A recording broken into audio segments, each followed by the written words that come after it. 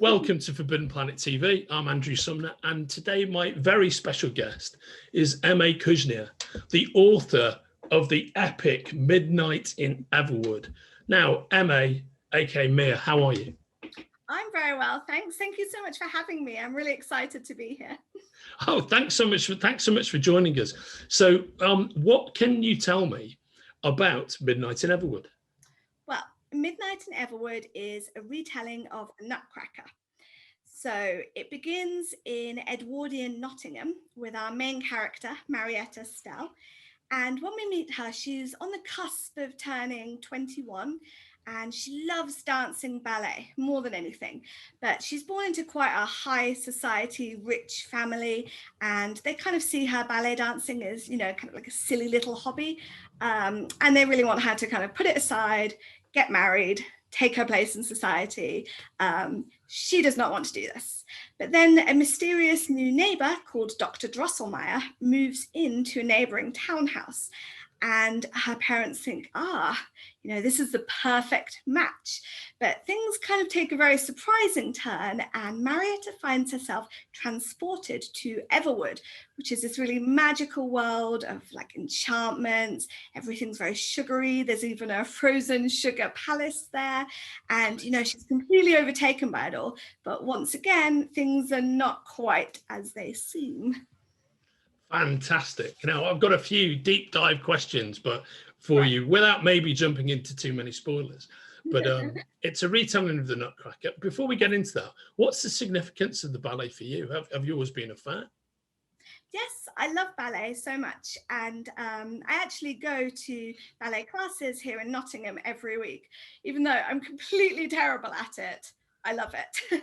And the Nutcracker is my favourite ballet.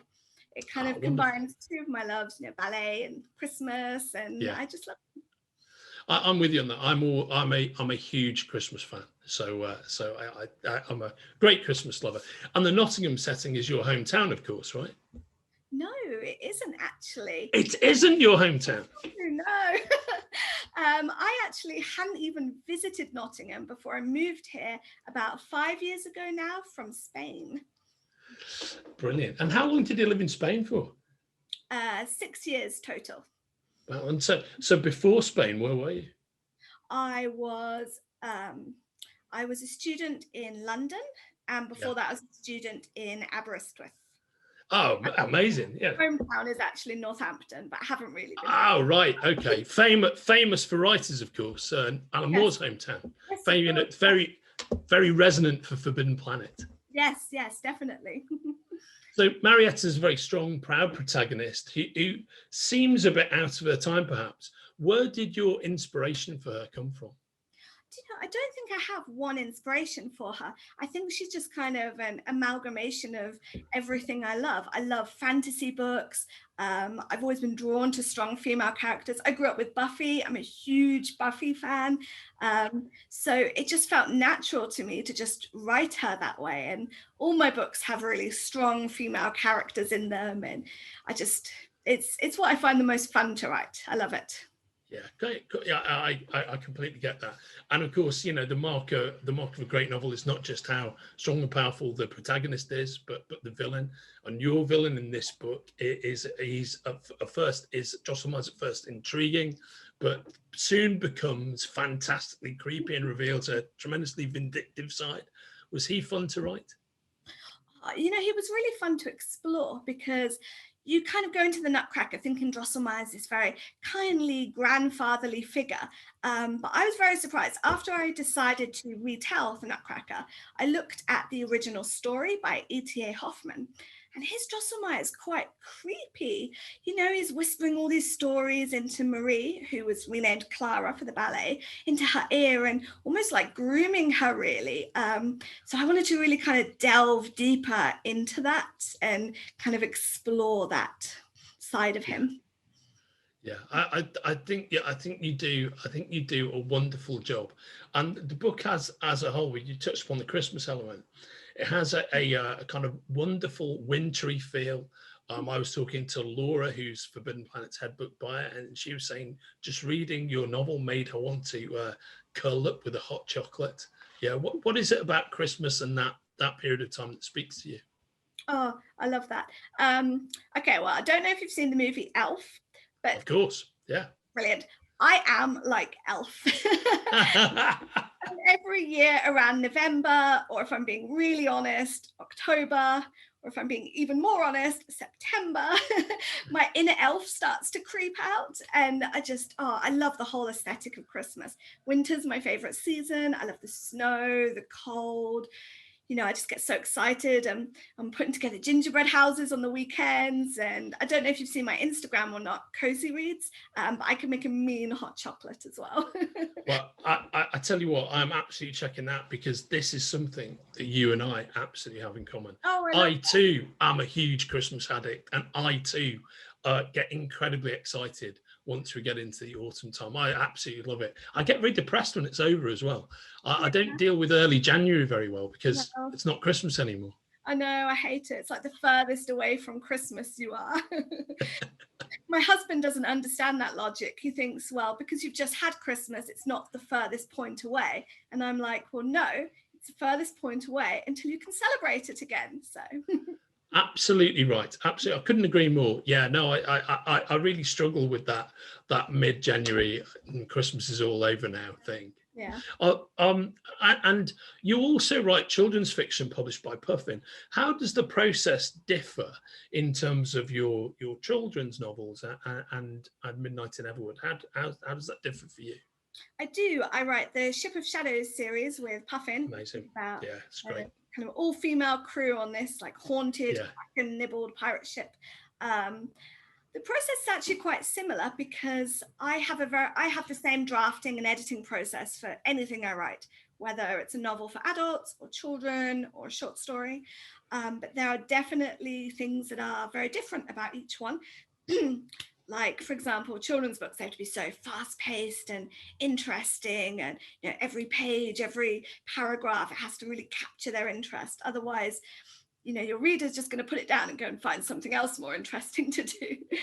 And then adult books, of course, are physically longer, so they do take me longer to write as well. And with Midnight in Everwood, I wanted to evoke a really kind of lush writing style, kind of very descriptive, almost decadent, so that reading it echoes almost the experience that Marietta has in the book of this kind of lush sensory world. So that, of course, took me a bit of time to kind of write everything how I wanted it to be. Yeah, I was talking to my daughter about the female friendships that you explore in the book, and she found them to be really, really compelling. Oh, yeah, great.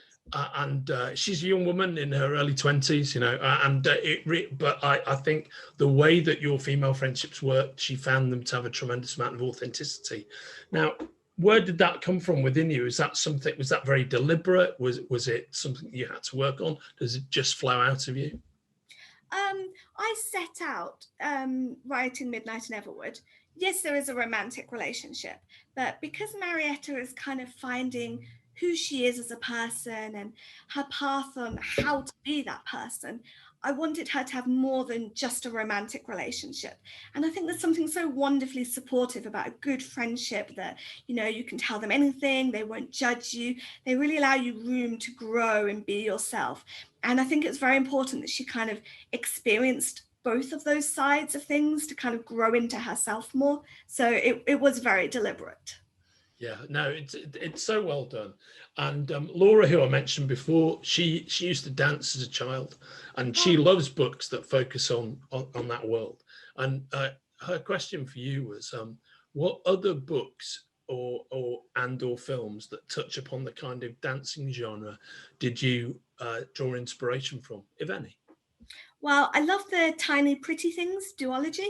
Yeah, so does she, by the way. Laura loves those books. Oh, that's great. And the recent Netflix adaptation of that was brilliant as well.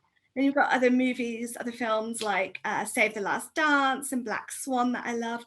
But I do find that all of these are kind of darker contemporaries in genre.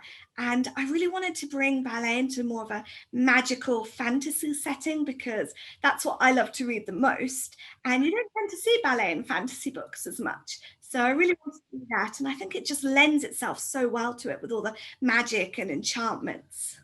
Yeah, I think that's true, and I think you've done a wonderful job of weaving that, magic, dancing, winter, Christmas tapestry. I Oh, think thank you. it all comes together beautifully. And maybe before we leave, what are you working on at the moment? Oh, well, I just handed in my first draft of my second novel for adults to my editor. That's coming out next October, and it's very much in the same vein as Midnight in Everwood. So you can expect ballet and snow and, another very foodie book. So you will need chocolate to read it. But Wonderful. Do you have a title for that book yet? no, I don't. I'm excited to share more about that soon. Oh well, when it's out there and the book and the book's released, you must come back and talk to us about that one too. Oh, I would love to. Thanks so much for joining me today. You have been watching Mia M.A. Kuzniar talking about her novel Midnight in Everwood, which you can order from the links attached to this conversation. Mia, thanks so much for joining me, mate. It's been wonderful talking to you. Thanks so much for having me. I've really enjoyed this. Take care. Bye-bye. Bye. If you're enjoying watching Forbidden Planet TV and you're enjoying watching us talk to the world's most interesting and accomplished filmmakers, authors, artists, musicians, creators, subscribe right here. See you soon.